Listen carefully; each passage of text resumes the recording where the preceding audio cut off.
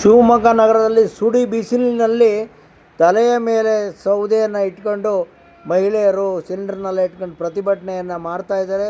ಶಿವಮೊಗ್ಗದ ಜಿಲ್ಲಾ ಕಾಂಗ್ರೆಸ್ ಸಮಿತಿಯಿಂದ ಇವತ್ತು ಬೆಲೆ ಏರಿಕೆ, ಸಿಲಿಂಡರ್ ಬೆಲೆ ಏರಿಕೆ ಆಗಿದೆ, ಡೀಸೆಲ್ ಬೆಲೆ ಏರಿಕೆ ಆಗಿದೆ ಅಂತೇಳಿ ಪ್ರತಿಭಟನೆ ಕಾರ್ಯಕ್ರಮವನ್ನು ಹಮ್ಮಿಕೊಂಡಿದ್ರು. ಮಹಿಳೆಯರು ಬಿಸಿಲಿದ್ದರೂ ಸಹ ಅವರು ಸಿಲಿಂಡ್ರನ್ನ ತಮ್ಮ ತಲೆ ಮೇಲೆ ಹೊತ್ಕೊಂಡು ಬೆಲೆ ಏರಿಕೆ ಜಾಸ್ತಿ ಆಗಿದೆ, ಅದನ್ನು ಇಳಿಸಿ ಅಂತಿದ್ರು.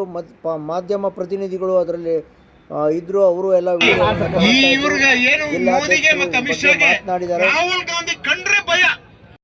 ಹಲೋ ಎಸ್ ನಮಸ್ಕಾರ, ನಾನು ಶಿವಮೊಗ್ಗ ವಿರೂಪಾಕ್ಷ ಪ್ರತಿಭಟನೆಯಲ್ಲಿ ಪಾಲ್ಗೊಂಡಿದ್ದೆ. ನಮ್ಮ ಜೊತೆಗೆ ಶರತ್ ಅವರು, ಪ್ರವೀಣ್ ರವರು, ಆಮೇಲೆ ಪಾಲಾಕ್ಷಿ ಅವರು ಜೊತೆಗೂಡಿದ್ರು. ಇನ್ನೂ ಮುಂತಾದ ಸ್ನೇಹಿತರೆಲ್ಲ ಇದ್ರು. ಪ್ರತಿಭಟನೆ ತಮ್ಮೆಲ್ಲರಿಗೂ ವಿಚಾರ ಗೊತ್ತಿದೆ ಈಗ ನಡೆದಿರ್ತಕ್ಕಂಥದ್ದು. ಬಹುಶಃ ನಾನು ಭಾರತೀಯ ಜನತಾ ಪಾರ್ಟಿಯ ಮುಖಂಡರಿಗೆ ಮತ್ತು ಅವರ ಪರಿವಾರದವರಿಗೆ ಒಂದು ವಿಚಾರ ಹೇಳಲಿಕ್ಕೆ ಇಷ್ಟಪಡ್ತೇನೆ.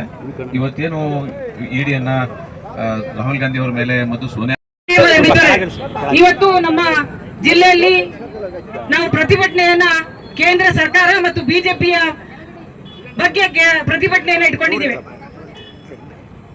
ಮಾನ್ಯರೇ, ಇವತ್ತಿನ ಶಿವಮೊಗ್ಗ ನಗರದ ಗೋಪಿ ಸರ್ಕಲ್ ಟಿ ಸೀನಪ್ಪ ಶೆಟ್ಟಿ ವೃತ್ತ ಅಂತಾರೆ, ಅಲ್ಲಿ ಪ್ರತಿಭಟನೆ ಕೈಗೊಂಡಿದ್ರು. ಈ ವಿಡಿಯೋವನ್ನೆಲ್ಲರೂ ಶೇರ್ ಮಾಡಿ. ನಮಸ್ಕಾರಗಳು. ನಮ್ಮ ಜಿಲ್ಲಾ ಅಧ್ಯಕ್ಷರು, ಮಾಜಿ ವಿಧಾನ ಪರಿಷತ್ನ ಸದಸ್ಯರು ಆಗಿರ್ತಕ್ಕಂಥ ಪ್ರಸನ್ನ ಕುಮಾರ್ ಅವರೇ ಮತ್ತು ಪಕ್ಷದ ಎಲ್ಲ ಮುಖಂಡರೇ, ಪದಾಧಿಕಾರಿಗಳೇ ಮತ್ತು ಇಲ್ಲಿ ಸೇರಿರ್ತಕ್ಕಂಥ ಎಲ್ಲ ಮಾಧ್ಯಮದ ಮಿತ್ರರೇ, ತಮ್ಮೆಲ್ಲರಿಗೂ ವಿಚಾರ ಗೊತ್ತಿದೆ ಈಗ ನಡೆದಿರ್ತಕ್ಕಂಥದ್ದು. ಬಹುಶಃ ನಾನು ಭಾರತೀಯ ಜನತಾ ಪಾರ್ಟಿಯ ಮುಖಂಡರಿಗೆ ಮತ್ತು ಅವರ ಪರಿವಾರದವರಿಗೆ ಒಂದು ವಿಚಾರ ಹೇಳಲಿಕ್ಕೆ ಇಷ್ಟಪಡ್ತೇನೆ. ಇವತ್ತೇನು ಇಡಿಯನ್ನ ರಾಹುಲ್ ಗಾಂಧಿ ಅವರ ಮೇಲೆ ಮತ್ತು ಸೋನಿಯಾ ಸ್ವಂತ ಆಸ್ತಿಯನ್ನು ಅಲಹಾಬಾದ್ನಲ್ಲಿ ಇರ್ತಕ್ಕಂಥ ಅವರ ಏನು ಪ್ರಾಪರ್ಟಿ ಇದೆ, ಆನಂದ್ ಭವನ್, ಇವತ್ತು ನೀವು ಉತ್ತರ ಪ್ರದೇಶಕ್ಕೆ ಹೋದರೆ, ಅಲಹಾಬಾದಿಗೆ ಹೋದರೆ ಅದು ಒಂದು ಕೂಡ ಉಂಟು. ಆನಂದ್ ಭವನಕ್ಕೆ ಹೋಗಿ ನೋಡಬೇಕು ಅಂತಕ್ಕಂಥದ್ದು. ಯಾರದ್ದು ಅದು ಪ್ರಾಪರ್ಟಿ? ರಾಹುಲ್ ಗಾಂಧಿಯ ಮುತ್ತಜ್ಜಂದ ಪ್ರಾಪರ್ಟಿ. ಅದನ್ನು ಗಿಫ್ಟ್ ಕೊಟ್ಟಿರೋದು ದೇಶಕ್ಕೆ. ಆ ಕುಟುಂಬ ಈ ದೇಶದಲ್ಲಿ ಮೋತಿಲಾಲ್ ನೆಹರು ಜೈಲಿಗೆ ಹೋದರು. ಮೋತಿಲಾಲ್ ನೆಹರು ಮಗ ಜವಾಹರ್ಲಾಲ್ ನೆಹರು ಜೈಲಿಗೆ ಹೋದರು. ಜವಾಹರ್ಲಾಲ್ ನೆಹರು ಮಗಳು ಇಂದಿರಾ ಗಾಂಧಿ ಜೈಲಿಗೆ ಹೋದರು. ಈ ದೇಶಕ್ಕೆ ಇಂದಿರಾ ಗಾಂಧಿ ಈ ದೇಶದ ಏಕತೆಗೆ, ಸಮಗ್ರತೆಗೆ, ಪಂಜಾಬ್ನಲ್ಲಿ ಏನು ಒಂದು ನಮ್ಮದೇ ಒಂದು ಪ್ರತ್ಯೇಕ ರಾಷ್ಟ್ರ ಆಗಬೇಕು, ನಮ್ಮದೇ ಒಂದು ಆರ್ಮಿ ಆಗಬೇಕು, ನಮ್ಮದೇ ಒಂದು ಕರೆನ್ಸಿ ರೈಟ್ ಕೊಡಬೇಕು ಅಂತಕ್ಕಂಥ ಹೋರಾಟ ಮಾಡ್ತಕ್ಕಂಥ ಬ್ರಿಂಡನ್ ವಾಲೆಯನ್ನು ಸಾಯಿಸಿ ಇಂದಿರಾ ಗಾಂಧಿಯವರು ಈ ದೇಶಕ್ಕೆ ಏಕತೆಗಾಗಿ ಸತ್ತು ಹೋಗಬೇಕಾಯ್ತು 1984ನೇ ಇಸ್ವಿನಲ್ಲಿ. ಅವರ ಮಗ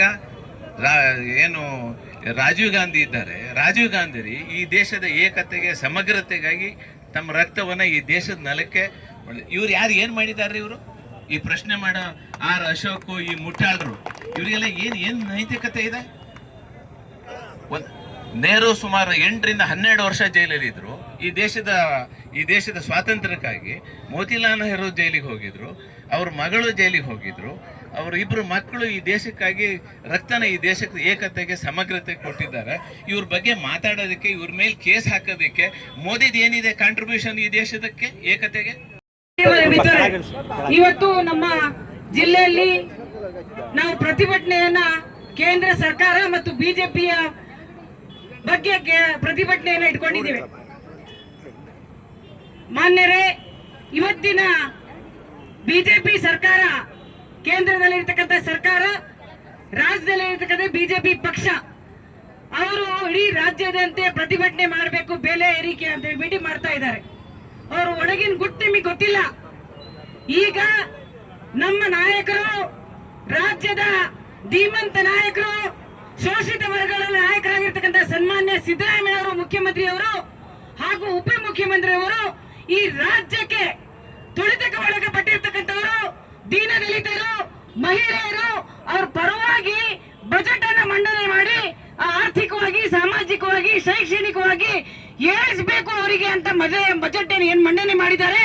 ಇದನ್ನ ಜನ ಮರೀಲಿ ಅಂತ ಹೇಳ್ಬಿಟ್ಟು ಇದು ನೆವ ತಗೊಂಡು ಪ್ರತಿಭಟನೆಯನ್ನು ಮಾಡ್ತಾ ಇದ್ದಾರೆ. ಅವ್ರಿಗೆ ಏನಾದ್ರೂ ನೈತಿಕತೆ ಇದೆಯಾ? ನಾಚಿಕೆ ಆಗಲ್ಲ ಅವರಿಗೆ? ಈಗ ನಮ್ಮ ಸರ್ಕಾರ ಇರಬೇಕಾದ್ರೆ ರಾಷ್ಟ್ರದಲ್ಲಿ ಮನಮೋಹನ್ ಸಿಂಗ್ ಅವರು ಪ್ರಧಾನಮಂತ್ರಿ ಆಗಿರ್ಬೇಕಾದ್ರೆ ಕೇವಲ ಗ್ಯಾಸಿನ ಬೆಲೆ ಏರಿಕೆಯಲ್ಲಿ 50 ರೂಪಾಯಿ ಅಲ್ಲ, 50 ಪೈಸೆ ಮಾಡಿದಾಗ ಸ್ಮೃತಿ ಇರಾನಿ ಅಂತ ಕೇಂದ್ರದ ಸಚಿವರಾಗಿರ್ತಕ್ಕಂಥವ್ರು ತಲೆ ಮೇಲೆ ಸಿಲಿಂಡರ್ ಇಟ್ಕೊಂಡು ಇಡೀ ದೇಶದ ಎಲ್ಲ ನೀವು ಹೀಯಾಳಿ ಓಡಾಡ್ಕೊಂಡ್ರಲ್ಲ, ಈಗ ಬೆಲೆ ಏರಿಕೆ ಏತವರಾಗಿದೆ, ಗ್ಯಾಸಿನ ಬೆಲೆ ಏನಾಗಿದೆ, ಮಹಿಳೆಯರ ಹೊಟ್ಟೆ ಹೊಡೆಯ